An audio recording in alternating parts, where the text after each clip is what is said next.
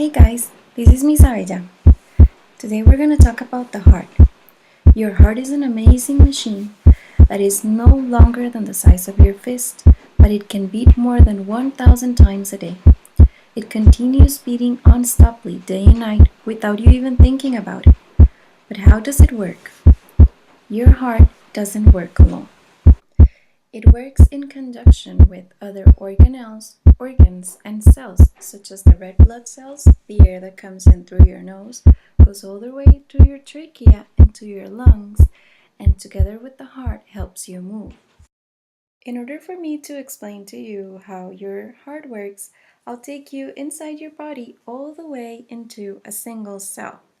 Now, I hope you know by now that cells are living things, right? They move, they reproduce, they interact, they need resources, and they change. But did you know that cells also breathe? Yes, cells breathe through a process that is called cellular respiration.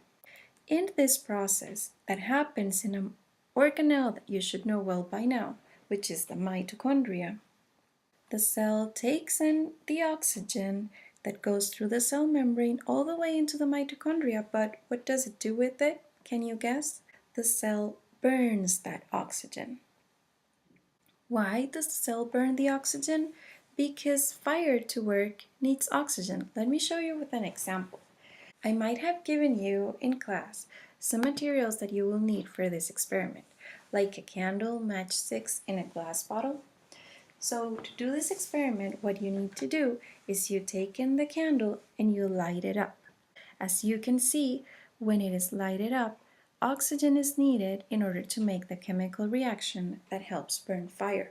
But if you take a glass or a flask and put it in there so that the candle doesn't receive any more oxygen, what do you think will happen to the candle? It burns out.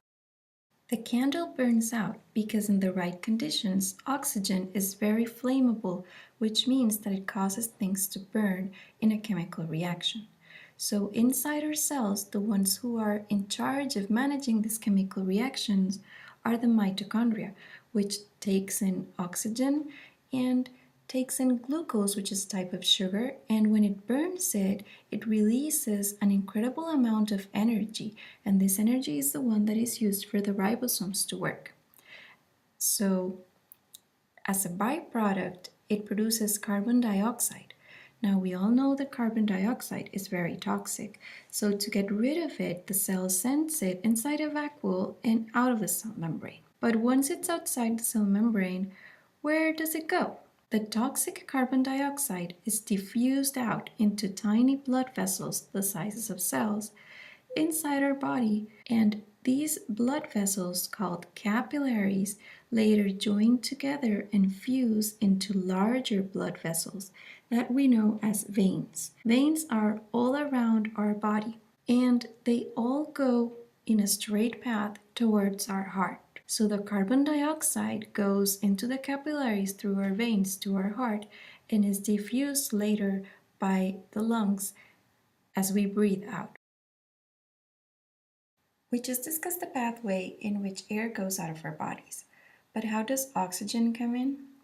In goes the air through the larynx, through the cartilage rings, the trachea, the bronchus, the bronchioli, the air sacs. But we're going to stop at a very important point. The alveoli, tiny little sacs the sizes of cells called alveoli, connect to the blood vessels, to the capillaries, reaching every single cell. It is in the tiny alveoli where gas exchange really takes place, oxygen entering and carbon dioxide exiting. If here is the oxygen, how does the oxygen go from your lungs to, say, for example, your feet?